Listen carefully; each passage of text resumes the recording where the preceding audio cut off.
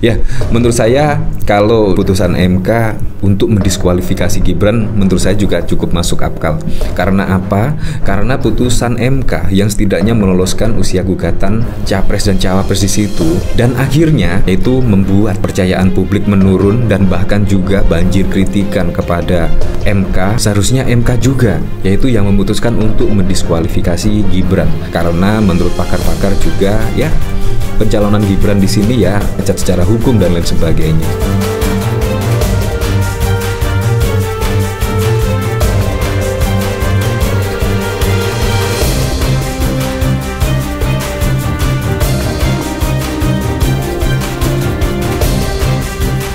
Nah, ini yang ngomong Pak Mahfud MD loh, yaitu pernah menjadi ketua MK. Dan bahkan di sini yaitu Pak Mahfud MD sepakat dengan Denny Indrayana, Prabowo bisa dilantik, Gibran didiskualifikasi. Wow.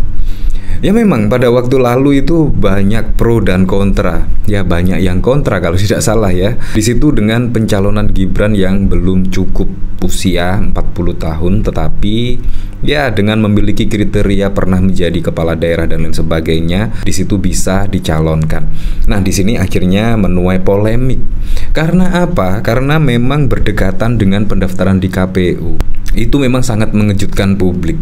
Tiba-tiba putusan MK ya setidaknya meloloskan Gibran, dan Gibran langsung diusung oleh Partai Golkar sebagai cawapres dari Pak Prabowo Subianto. Dan selang putusan MK di situ ya Gibran langsung mendaftarkan sebagai cawapres dari Pak Prabowo Subianto. Nah, di sini memang sangat mengejutkan sekali, yaitu ketika pada waktu lalu Gibran yang belum cukup usianya 40 tahun tiba-tiba menjadi cawapres. Padahal di situ yaitu bahkan Pak Prabowo Subianto dan Ganjar itu ya setidaknya saling berebut suara dari Presiden Joko Widodo. Nah, akhirnya pencalonan Gibran tersebut yang tiba-tiba ya akhirnya kemungkinan membuat masyarakat bingung lah. Apalagi di situ juga elektabilitas dari Presiden Joko Widodo, tingkat kepuasan terhadap kinerja Presiden Joko Widodo itu cukup tinggi, yaitu 80% lebih masyarakat suka dengan kinerja dari Presiden Joko Widodo. Ya pantas lah, di situ akhirnya netizen bingung, masyarakat bingung. Otomatis yang suka dengan kinerja Presiden Joko Widodo itu pasti akan menjatuhkan pilihan ke Gibran. Apalagi kalau kita lihat pada waktu lalu misalnya sebelum pencalonan Gibran di situ, ya tingkat elektabilitas dari Pak Prabowo Subianto dan Gibran Rakabuming Raka di situ saling kejar-kejaran. Tetapi ketika Gibran maju sebagai cawapres pendamping dari Pak Prabowo Subianto, terlihatlah suara Ganjar mulai tergerus turun. Anda bisa menyimpulkan sendirilah. Jadi di sini menurut saya ada skenario yang matang ya di sini, yaitu tentang pencalonan Gibran. Apalagi kalau kita lihat pada waktu lalu, ya sebelum putusan MK di situ baliho, spanduk dari Pak Prabowo dan Gibran juga sudah tersebar di seluruh Indonesia. Nah, saya penasaran dari berita ini ya, yaitu Pak Prabowo dilantik, Gibran didiskualifikasi. Ini juga hampir sama ya dengan pemikiran saya ya. Apakah besok ada putusan seperti ini, yaitu Gibran didiskualifikasi tapi Pak Prabowo dilantik? Nah, pertanyaannya, siapa yang menggantikan Gibran Rakabuming Raka sebagai pendamping Pak Prabowo Subianto? Apakah Pak Prabowo Subianto bisa menunjuk wakil presiden? Ya, kita lihat besok lah. Apalagi juga putusan MK belum keluar ya. Semoga saja putusan MK di sini bisa baik dan juga bisa dikabulkan lah di sini. Apalagi untuk mengembalikan kepercayaan publik kepada Mahkamah Konstitusi itu sangat-sangat wajib. Di sini dari calon wakil presiden nomor urut 3, Mahfud MD menyebut Mahkamah Konstitusi memiliki beberapa opsi keputusan yang berkeadilan untuk semua pihak yang terlibat. Salah satu opsinya adalah memutuskan bahwa wakil presiden terpilih Gibran tidak berhak dilantik karena pencalonannya dianggap cacat secara hukum. Hal tersebut disampaikan Mahfud MD menanggapi artikel dari senior partner Denny Indrayana yang terbit di Harian Kompas. Dalam artikel berjudul Mencari Keadilan Pilpres 2024 dengan subjudul Putusan Pemilu yang Berkeadilan tersebut, Denny menawarkan pandangannya soal sejumlah opsi perihal putusan Mahkamah Konstitusi terkait sengketa Pilpres 2024. Satu di antaranya adalah hanya mendiskualifikasi Gibran Rakabuming Raka sebagai calon wakil presiden.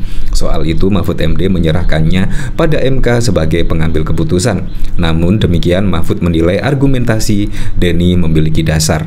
Presiden terpilihnya sah karena prosedurnya juga sudah benar. Lalu wapresnya karena cacat prosedur dianggap tidak bisa dilantik. Misalnya itu kan opsi ya, terserah MK-nya saja, kata Mahfud di sela-sela olahraga sore di Taman Suropati, Jakarta Pusat pada 4 April 2024. Nah, di sini bahkan juga ada polling ya. Pada waktu lalu saya juga mengadakan polling tentang ya putusan MK setidaknya yang akan mengabulkan gugatan 01 dan 03 seperti ini. Di sini ada polling, yaitu melihat komposisi hakim putusan MK, putusannya akan seperti apa. Di sini mengabulkan gugatan 01 dan 02. Di sini yang menolak bahkan juga mendapatkan 27%. Tetapi yang memilih untuk mengabulkan gugatan di sini mencapai 73%. Artinya di sini masih optimis ya tentang putusan MK akan mengabulkan gugatan paslon 01 dan 03. Nah, dari sini saya juga penasaran ya, kira-kira komentar-komentarnya seperti apa ya di sini.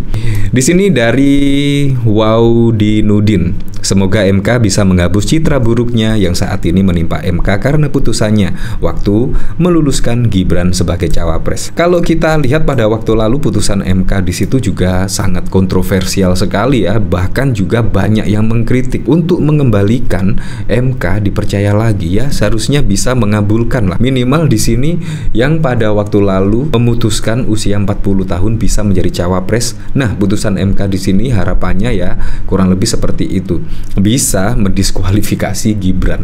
Menurut saya itu poin yang paling penting untuk mengembalikan kepercayaan publik kepada MK. Sehingga apa? Sehingga pada pilpres-pilpres berikutnya tidak ada lagi fenomena seperti ini. Tidak ada lagi kasus yang serupa seperti ini.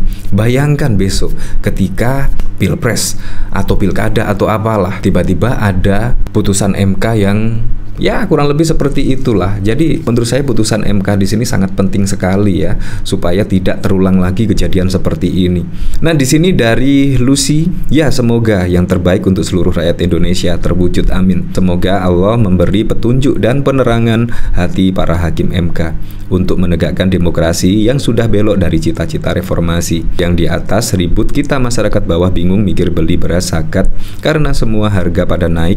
Kita cuma berdoa keadilan Tuhan Yang Maha Esa. Sudah yang hebat dan mantap beginilah bila penguasa paksa keluarga untuk merombak konstitusi demi anak, menggoyang semua anggaran APBN dan semau ambisinya.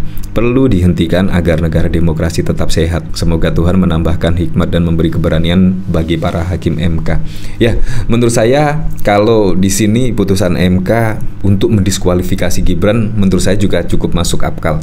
Karena apa? Karena putusan MK yang setidaknya meloloskan usia gugatan capres dan cawapres di situ, dan akhirnya itu membuat kepercayaan publik menurun dan bahkan juga banjir kritikan kepada MK, yaitu dari seniman, budayawan, tokoh politik, guru besar, akademisi dan lain sebagainya. Nah, di sini seharusnya MK juga, yaitu yang memutuskan untuk mendiskualifikasi Gibran, karena menurut pakar-pakar juga ya pencalonan Gibran di sini ya cacat secara hukum dan lain sebagainya. Ya semoga sajalah di sini putusan MK di sini bisa untuk pemilu-pemilu berikutnya yang lebih baik lagi. Ya, tetapi yang paling penting adalah siapapun presiden dan wakil presiden mendatang supaya bisa merealisasikan semua program-program dan janji-janji kampanyenya sehingga bisa dirasakan manfaatnya langsung oleh masyarakat.